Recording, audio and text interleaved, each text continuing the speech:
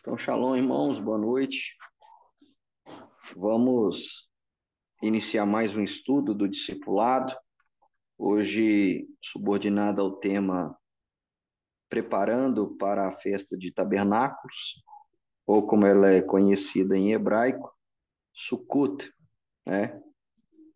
Sukkot é a palavra em hebraico no plural para sukkah, que literalmente é traduzido por português como tenda, né?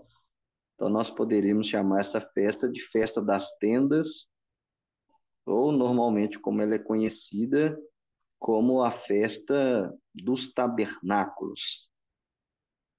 Esta festa, ela tem outros nomes também. Ela é chamada de a Festa das Águas, ela é chamada como a Festa da Colheita, ou também ela é conhecida como a festa do ajuntamento. Então, nós temos esses nomes aí para a festa de Sukkot. Se tem um texto bíblico, um texto sagrado, que vai representar bem a festa das águas, é João capítulo 7, versículo, a partir do versículo 37, onde Yeshua se manifesta no templo no último dia da festa, no sétimo dia, né? Que é conhecido como Rosh Hashanah Rabbah, a grande salvação, e ele anuncia como Messias, né? Em uma cerimônia, naquele momento que ele faz a pronúncia de que quem tem sede venha a ele e beba, estava havendo a cerimônia de libação, onde os sacerdotes buscavam água no tanque de Siloé e transportavam eles em utensílios sagrados de ouro, de prata, da fonte de Siloé até o templo e derramavam águas sobre o altar. E essa era uma cerimônia de libação que clamava por chuva, né? Ao mesmo tempo que agradecia pela colheita, pedia chuva para as próximas colheitas, para que fossem colheitas prósperas.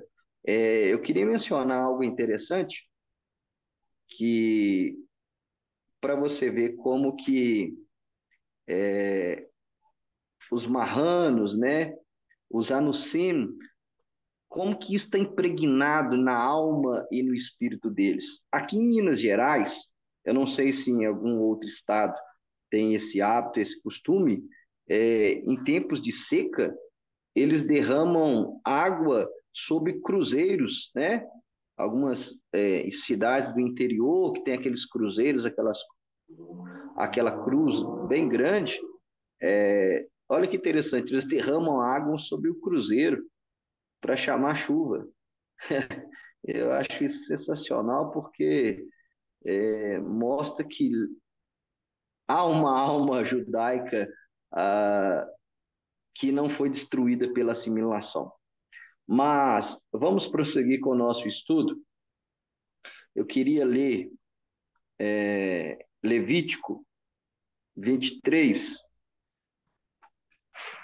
como o pastor Wagner falou, e nada mais judaico. Levítico 23, nós temos o mandamento da festa.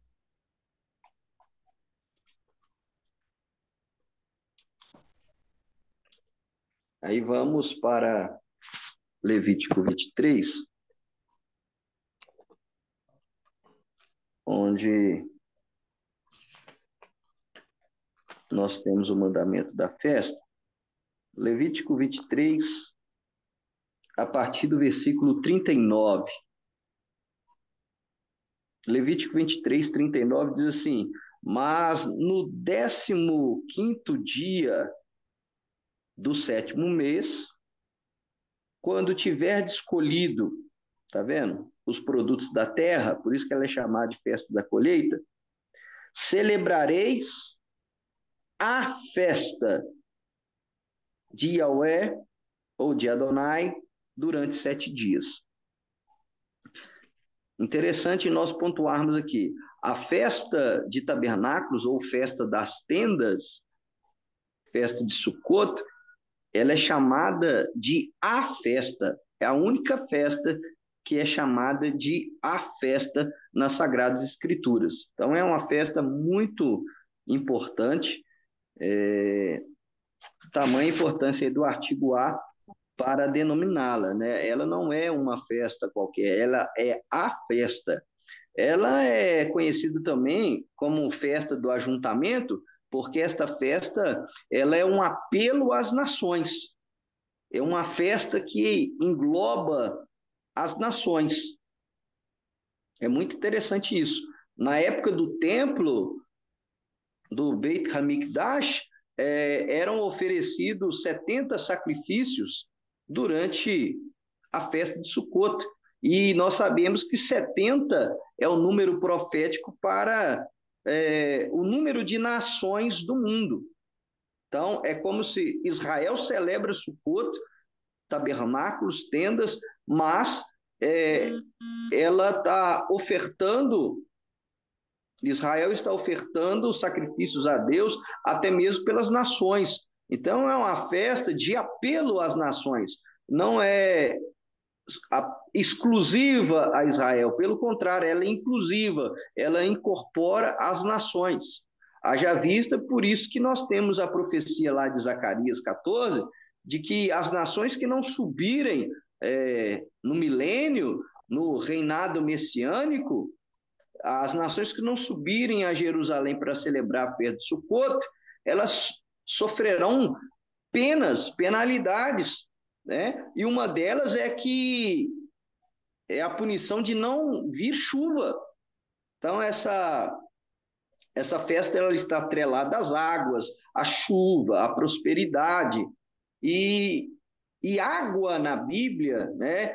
A água a gente sabe que é um elemento indispensável para a sobrevivência humana.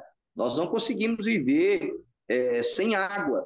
E água, como ela é um elemento indispensável para a sobrevivência e para a vida humana, ela é símbolo da salvação. Por isso que a água é atrelada à salvação.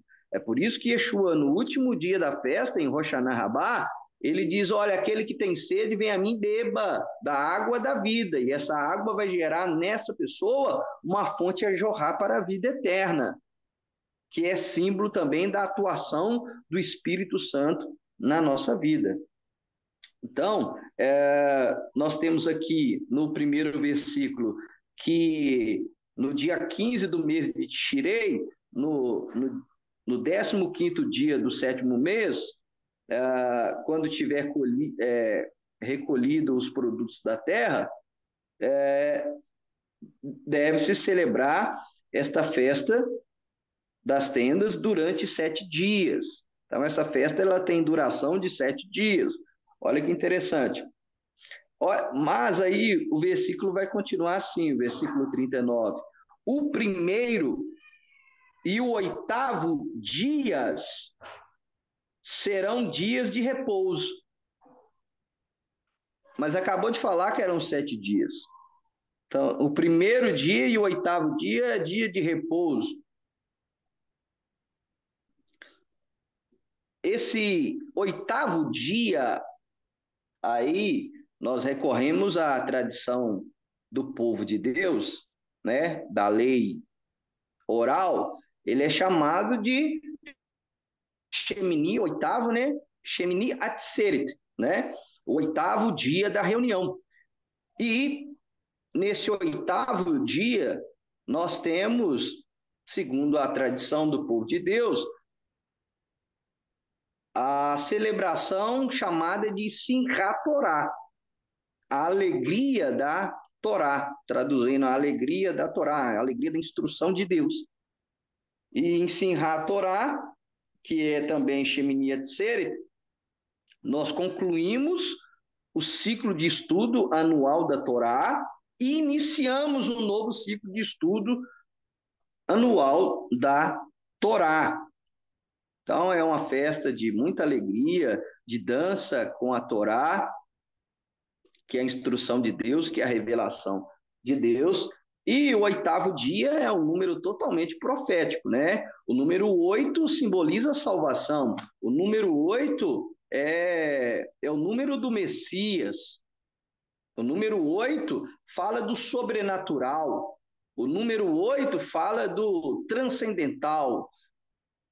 Fala de Deus e fala daquilo que é transcendente, daquilo que é eterno. Então, o oitavo dia tem todos esses aspectos. E nós sabemos que Yeshua é a Torá viva, é a Torá encarnada, é a instrução de Deus encarnada. Então, para nós messiânicos, há um simbolismo muito grande para nós, não só de Simchat Torá, mas como todas as outras festas, porque nós celebramos pelo prisma da pessoa de Yeshua. Nós celebramos a festa com pano de fundo, o foco é a pessoa do Messias nas festas bíblicas. Então, isso é sensacional. Mas vamos prosseguir aqui com a leitura. Versículo 40 diz assim: no primeiro dia tomareis frutos formosos, ramos de palmeiras, ramos de árvores frondosas e de salgueiro das ribeiras, e vos regozijareis durante 7 dias na presença de Yahweh, vosso Deus, na presença de Adonai, vosso Deus. Versículo 40, irmãos, nós temos um dos itens desta festa, um dos mandamentos desta festa, que é ter as 4 espécies. Toda casa deve ter as 4 espécies. Então, no primeiro dia tomareis frutos frondosos. Aqui, esses frutos frondosos, segundo a tradição oral do povo de Deus, é o etrog, que é cidra ou limão siciliano. Nós temos aí o ramo de palmeiras, que é o chamado de lulav, e nós temos também o ramo de árvore frondosas, que é o radaz, e o salgueiro das ribeiras, que é conhecido aqui no Brasil até como o chorão, né? Nós temos, então, essas 4 espécies, e nós devemos juntar essas 4 espécies e se alegrar na presença do Eterno com essas 4 espécies. Nós já aprendemos que essas 4 espécies, elas têm vários significados, e dentre esses significados, um deles é que essas 4 espécies simbolizam os 4 tipos de pessoas que existem no mundo. E quando o Eterno manda reunir as 4 espécies que simbolizam os 4 tipos de pessoas, o Eterno está fazendo um apelo à unidade do povo de Deus. Então, é um apelo à unidade, que independente de nós termos as nossas diferenças, das pessoas serem diferentes, em Sukkot, em tabernáculos, nós devemos nos ajuntar. A festa do ajuntamento. E aí é dada a bênção do etrog, com todos os outros elementos, que é o fruto de árvore frondosa, ou frutos frondosos de árvores que têm aroma, cheiro e têm sabor, pois produzem fruto, simboliza a pessoa que tem conhecimento de Torá e pratica a Torá.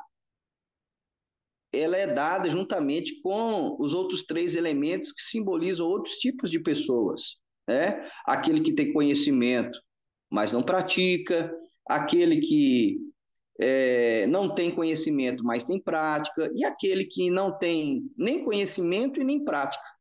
E é dada a bênção junto com aquele que tem conhecimento e prática, para que os demais venham receber essa brachá, essa bênção, essa virtude de ser como Etrog.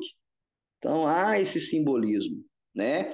E quando nós juntamos essas 4 espécies e alegramos diante do Eterno e proclamamos a bênção do Lulav, nós estamos pedindo para que o Eterno nos faça assim, que às vezes a gente pode ser enquadrado, e nós principalmente sermos enquadrados no tipo de espécie ou no tipo de pessoa que nós estamos tendo conhecimento de Torá, nós estamos tendo conhecimento da palavra de Deus, mas nós não estamos tendo prática, nós estamos infrutíferos.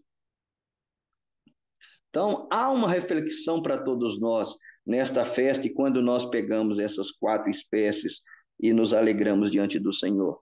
É interessante a gente pontuar, isso também é uma festa onde há a mitzvah muito específica de se alegrar diante do Eterno. É uma festa de alegria, de alegria.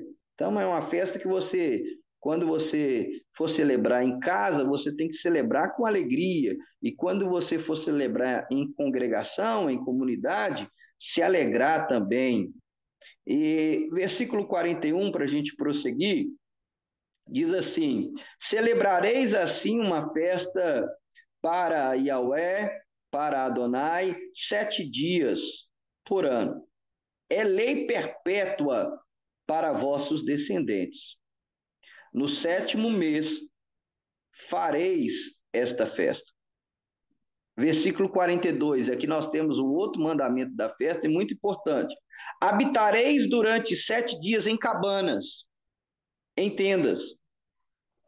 Todos os naturais de Israel habitarão em cabanas. Para quê? Versículo 43. Para que os vossos descendentes saibam que eu fiz os israelitas habitarem em cabanas quando os fiz sair da terra do Egito. Eu sou Yahweh, vosso Deus. Eu sou Adonai, vosso Deus. E Moisés proclamou aos israelitas as solenidades de Adonai, de Yahweh. Ok? Então, aqui, irmãos, concluímos o capítulo 23 de Levítico, onde nós temos a celebração da última festa aqui em Levítico, que é tabernáculos. Então, o outro mandamento da festa é habitar em tendas 7 dias. Irmãos, se a festa da Páscoa é uma festa para ser realizada em família, Sukkot, muito mais. Porque a Sukkah, a tenda, ela passa a ser a segunda morada, a nossa segunda morada durante 7 dias. Então, o mandamento é: vós habitareis 7 dias em tendas, para lembrar que o Eterno fez o povo de Israel habitar durante 40 anos no deserto em tendas. E esse habitar em tendas, irmãos, vai muito além, vai muito além. Tem toda uma simbologia. A primeira é: quando eu habito em tenda durante 7 dias, irmãos, esse ato diz muito sobre mim, como eu estou enxertado na oliveira verdadeira que é Israel. Diz muito sobre mim, diz que eu fui aproximado ao povo de Israel. Diz que eu participo da mesma seiva. Diz muito sobre nós. Mostra a nossa conexão com Israel. Mostra a nossa conexão com as raízes judaicas da nossa fé. Então, é importantíssimo durante 7 dias nós habitarmos em tendas. E nós, irmãos, já estamos em cima da hora. Para aqueles que ainda não compraram uma cabana, né? Tem muitos irmãos que, durante esta festa, compram uma cabana e montam ela e habitam nela durante 7 dias. É uma forma de você habitar em tenda. Alguns irmãos vão montar de bambu no terreiro, aqueles que têm, ou na varanda. É muito comum, até lá em Israel se vê isso. Mas o fato é montar-se uma tenda e habitar nela durante 7 dias. Para cumprir fielmente o roteiro, você monta-se uma tenda em um local que você consiga ver o céu. Então, o ideal é um local ao ar livre, tá? Um local em ar livre. Primeiro ponto, você tem que ver o céu. Ah, mas se chover? Ah, mas isso ou aquilo? É justamente esse o propósito. Para você ver a sua vulnerabilidade, para você aprender a sua dependência de Deus. Habitar em tenda tem esse foco e tem esse princípio. Tem esse princípio. A polpa do mandamento é esta: você lembrar que você é frágil, que a tenda é frágil, que você é frágil, que você depende da proteção de Deus, que você depende da sustentação de Deus. Esse é o propósito de habitar em tendas durante 7 dias. Não é à toa que um dos livros que são lidos e estudados em Sukkot é Eclesiastes, que vai lembrar como que a nossa vida é breve, vai lembrar da brevidade da vida, vai lembrar de como que nós somos um nada. Hoje você pode ter, amanhã você não tem. Como que nada está nas nossas mãos, tudo pertence ao Eterno, tudo está nas mãos do Eterno e nós dependemos dele 100%. Então, essa é a ideia de habitar em tenda. Então, se você ainda não fez os seus preparativos, se você não comprou uma barraca, né? Se você não comprou uma barraca para montar, já vai pensando aí no que você vai usar de suporte, o que você vai usar, se você vai usar lençóis na lateral. E o ideal é a parte de cima da tenda, ela é feita de material orgânico, principalmente da palmeira mesmo, se tiver, né? Se for acessível a você, colocar palmeiras para que você veja o céu. Esse é o propósito. Então, é bem interessante essa mitzvah. E há um conceito bem místico e sobrenatural sobre o habitar em tendas. Quando você cumpre com a kavaná correta, com a intenção correta do seu coração, você monta a sua tenda, você está chamando na, na tradição do povo de Deus, é chamado de os pizim, né? Que são os hóspedes. Mas, na verdade, você está chamando para habitar dentro do seu lar é a Shekhinah, a presença de Deus.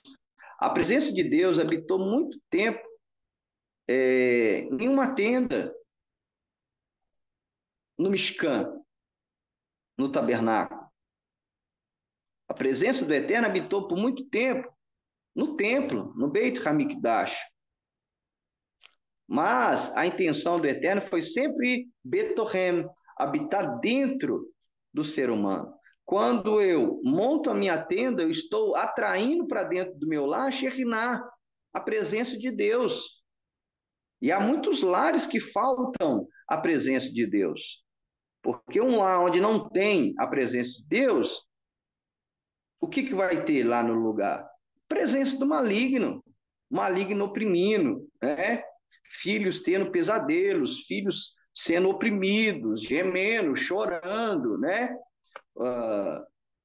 A própria família, né? Dormindo, sendo oprimida, tendo pesadelos, opressões, né? Você está andando dentro de casa, você vê vultos, você sente calafrios, você arrepia, né? Você ouve vozes. Isso não pode acontecer em um lar onde a presença, na verdade, aonde a presença de Deus habita, isso não acontece.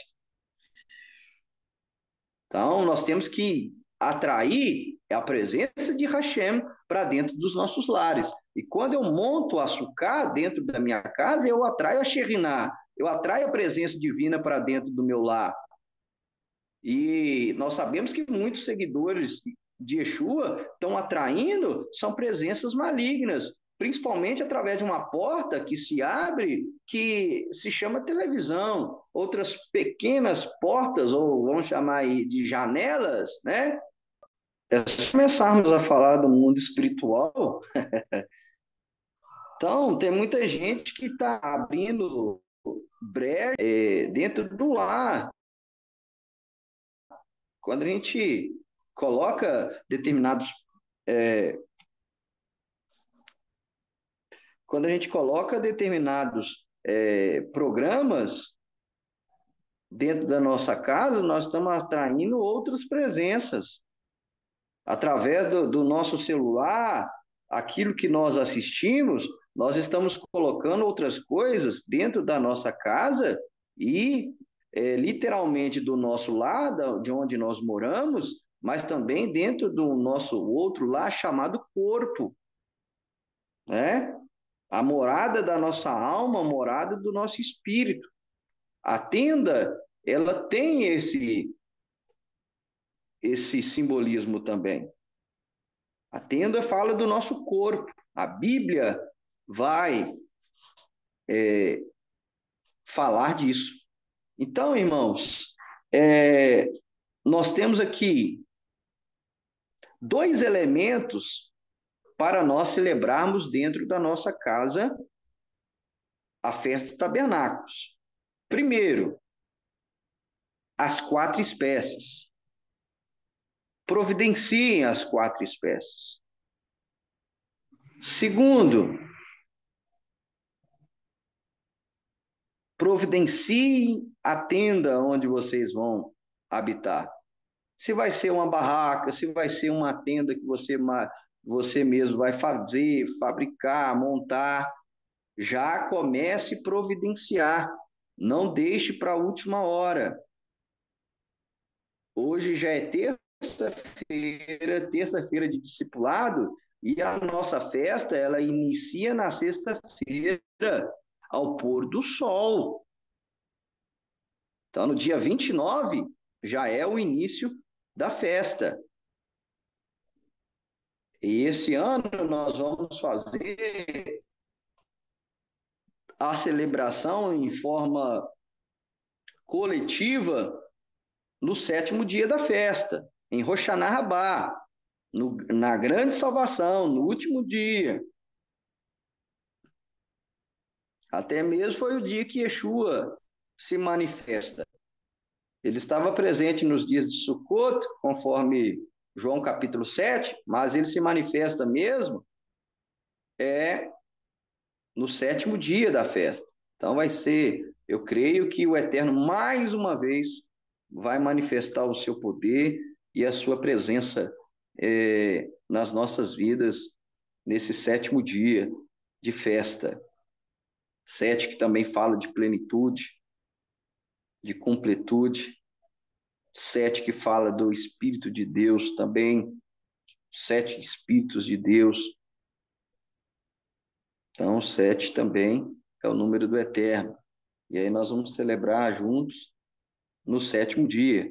Então, irmãos, esta live de hoje é um chamado.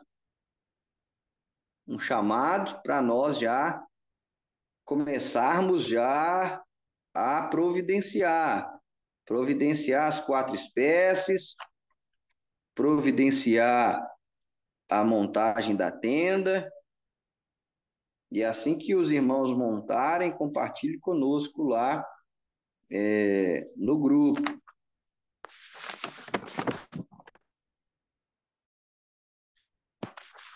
Para os irmãos, para nós mencionarmos a questão da tenda, olha que interessante, o habitar em tenda. A Torá, ela começa com a letra Beit. E aí os rabinos já começam a fazer os seus midrashim, seus comentários. Por que que a Torá começa com a letra Beit, de Bereshit? A letra Beit, ela tem um formato de casa, de lar. Por quê? Porque o Eterno fez do mundo a sua morada. O Eterno cria o mundo para morar no mundo, com o ser humano, com a sua criação como um todo. E, e nós temos essa ideia nas Sagradas Escrituras. E no futuro vai se concretizar qual Deus criou o mundo. Aí eu queria ler com os irmãos, rapidamente, só dois textos, para simplificar o tabernáculo como o mundo, né? A ideia do tabernáculo como sendo o mundo. Nós já citamos aí Bereshit, que a Torá começa com a letra Beit, que significa, ela tem um formato de lar, né? Ah, vem da palavra Bait, né? Que é lar, casa. Então o Eterno cria o mundo para morar com a sua criação. E há uma profecia que o Eterno fará do mundo a sua morada. Eu quero ler Ezequiel 37, que vai falar o famoso capítulo do Vale de Ossos Secos, que é uma alusão à ressurreição. E Ezequiel 37, se você quiser anotar aí, o versículo 27, vou ler o 27 e 28, diz assim: olha, a minha habitação estará no meio deles, eu serei o seu Deus e eles serão o meu povo. Assim saberão, eu sou Adonai, aquele que santifica Israel, quando o meu santuário estiver no meio deles para sempre. Olha aí a ideia do mundo sendo a morada, a habitação do Eterno para sempre. Outro texto que nós temos isso agora é no Novo Testamento, o livro de Apocalipse. Apocalipse 21 vai falar da Jerusalém Celestial e versículo 3 do capítulo 21 diz assim: nisto ouvi uma voz forte que do trono dizia: eis a tenda de Deus com os homens, ele habitará com eles, eles serão o seu povo, e ele, Deus com eles, será o seu Deus. Então, olha só que profecia fantástica de que o Eterno sempre teve o propósito e o objetivo de fazer do mundo a sua criação morada. E nós sabemos que a palavra Mishkan, tabernáculo, né, ela vem da palavra, literalmente significa, da raiz da palavra traduzida como habitação, né? O tabernáculo foi feito para a habitação do Eterno. Então, o mundo foi feito um tabernáculo, uma tenda para a habitação do Eterno. A criação é uma tenda para o Eterno habitar dentro dela.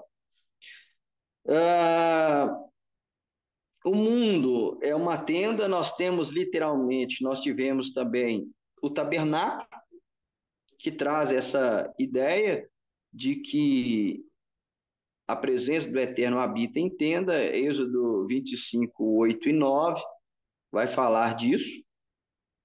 E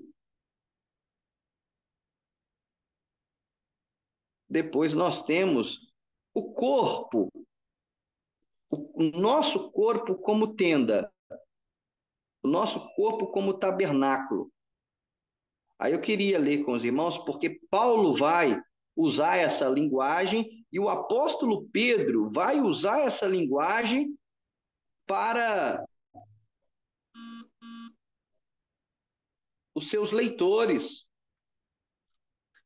Então, primeiro eu queria ler Paulo em 2 Coríntios, 2 Coríntios, capítulo 5.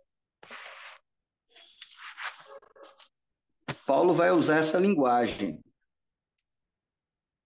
Olha só, sabemos com efeito que se a nossa morada terrestre, esta tenda, for destruída, teremos no céu um edifício, obra de Deus, morada eterna, não feita por mãos humanas.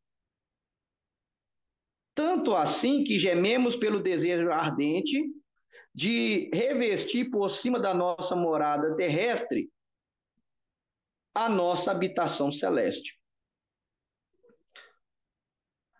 O que será possível se formos encontrados vestidos e não nus? Isso aqui é uma linguagem que fala de boas obras, de atitudes, de ações. Verso 4.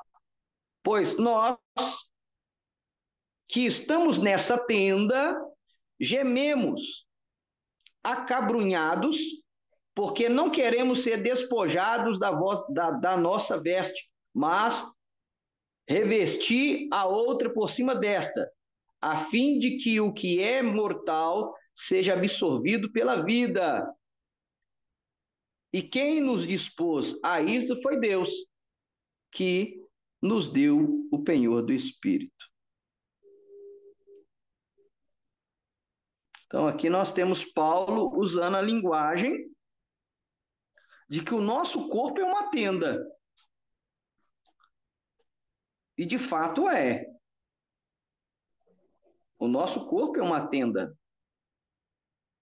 E dentro dela habita o nosso espírito, a nossa alma.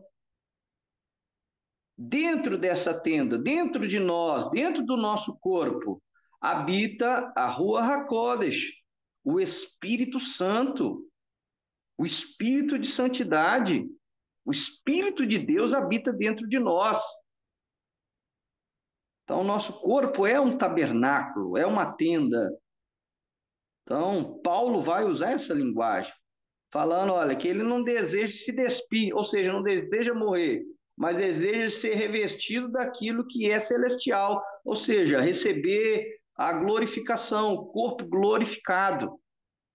O apóstolo Pedro vai usar a mesma linguagem àqueles que ele direcionou a sua carta.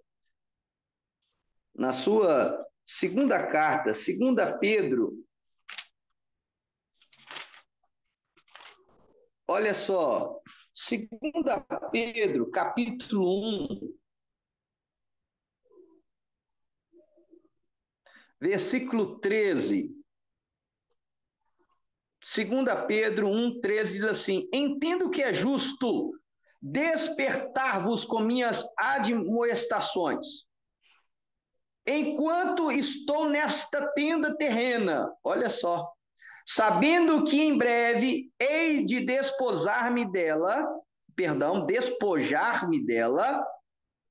como, aliás, nosso Senhor Jesus Cristo me revelou. Então, o apóstolo Pedro vai usar a mesma linguagem de se despir desse corpo para se revestir daquilo que é imortal, daquilo que é incorruptível, daquilo que é eterno. É o corpo glorificado.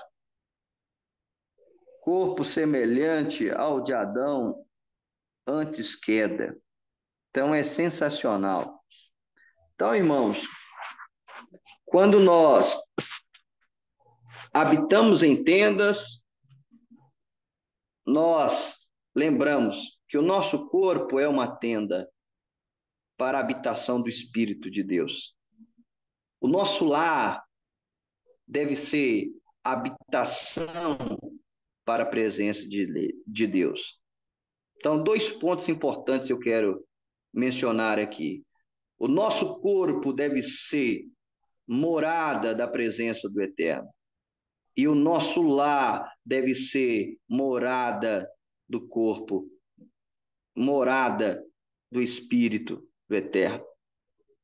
Então, este é o propósito de nós celebrarmos a festa de Sukkot. Amém? Então, irmãos, é isso.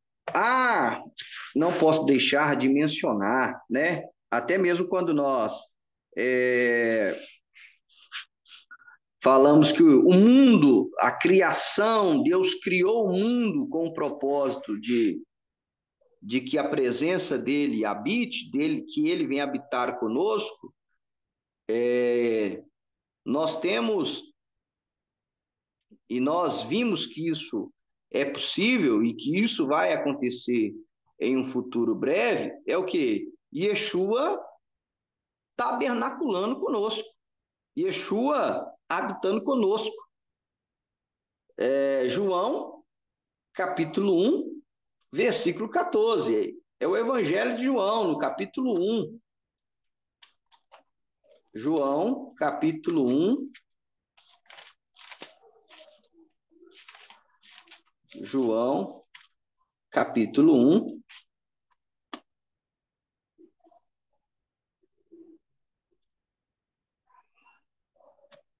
João, capítulo 1, versículo 14. Olha só.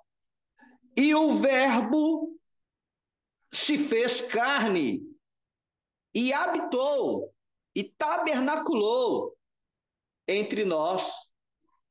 E nós vimos a sua glória, a glória que ele tem junto ao Pai, como Filho único, cheio de graça e de verdade. Então, João 1,14, nós temos o evangelista dizendo que o Eterno habitou, tabernaculou conosco através do seu Filho, o Verbo encarnado, e vimos a sua glória. Daqui nós sabemos que é possível e que isso em breve irá acontecer, e que o Eterno abençoe que seja nos nossos dias, que nós vejamos de novo o Emmanuel, o Deus conosco, aqui na terra, reinando, estabelecendo o seu reino milenar, em nome de Yeshua. Então, é interessante nós mencionarmos que há uma vertente muito forte que diz que Yeshua ele nasceu em Sukkot. Yeshua nasceu em Sukkot, em tabernáculos. E literalmente ele tabernaculou entre nós. Há essa tese que defende que Yeshua nasce em Sukkot, é que não houve também hospedaria, não houve lugar para Yosef e Miriam, José e Maria hospedarem na sua cidade natal, por ocasião também da festa de Sukkot, que estava acontecendo. Então há essa tese de que Yeshua, ele nasce em Sukkot. Então, quando nós celebramos Sukkot, nós celebramos o Eterno tabernaculando conosco. Quando nós celebramos Sukkot, nós profetizamos por um futuro breve de que Yeshua estará conosco, restaurando todas as coisas e estabelecendo o reino milenar. Então, é uma festa totalmente profética, totalmente profética. E para aqueles que tentam, ameaçam, querer refutar que as festas bíblicas elas foram abolidas, basta ler Zacarias 14 e ver o que vai acontecer com as nações ou com os pseudos teólogos que defendem essa tese, o que acontecerá com eles se estiverem vivos no milênio, né? O que eles vão sofrer, a punição que eles vão sofrer por não subirem a Jerusalém para celebrar a festa de Sukkot. a festa dos tabernáculos. E queria lembrar os irmãos, nós passamos por duas grandes Moedim, dois grandes tempos determinados, que é o quê? Yom Teruah, a festa das trombetas, onde o Eterno se assenta no trono para julgar toda a humanidade. E aí nós temos os 10 dias temíveis, onde nós nos humilhamos, pois no 10º dia é o Yom Kippur, o dia do perdão, o dia da expiação, onde o livro é fechado e selado. E aí o anúncio, se nós fomos absolvidos ou condenados, o veredito, o anúncio do veredito, segundo os sábios do povo de Deus, ele é dado no 7º dia de Sukkot. Então, mais uma vez, é imperdível para nós estar aqui na congregação, celebrando Sukkot e ouvindo o veredito do Eterno para nós, para aqueles que passaram por trombetas, para aqueles que passaram por Yom Kippur, que estarão ali em Sukkot, que habitaram em tendas 6 dias e no 7º dia, e estar ali para ouvir o veredito do Eterno ao seu respeito, ao meu respeito, a respeito desta casa, a respeito da comunidade messiânica. Amém, meus irmãos? Então é isso que eu gostaria de lembrar os irmãos e de preparar os irmãos e fazer esse chamado para já providenciarem as 4 espécies e para já providenciarem a tenda. E lembrando que habitar em tenda, os sábios do povo de Deus ensinam, habitar em tenda é você fazer uma das refeições principais na tenda ou dormir na tenda. Já é considerado como você habitando dentro dela. Ou dormir ou fazer alguma refeição lá dentro. Já é considerado que você habitou em tenda. Então, atrai a Shekhinah, atrai a presença para dentro do seu lar. Quando você cumpre a mitzvah, quando você cumpre o mandamento do Eterno, você atrai a presença do Eterno para dentro do seu lar. Então, é isso, meus irmãos. Depois nós vamos estar mandando também a bênção que é feita com o lulav, com as 4 espécies, para você se alegrar diante do Eterno, principalmente o primeiro dia, que é importantíssimo. O primeiro dia é dia de convocação, primeiro dia para estar celebrando Sukkot na sua casa, com a sua família, em nome de Yeshua.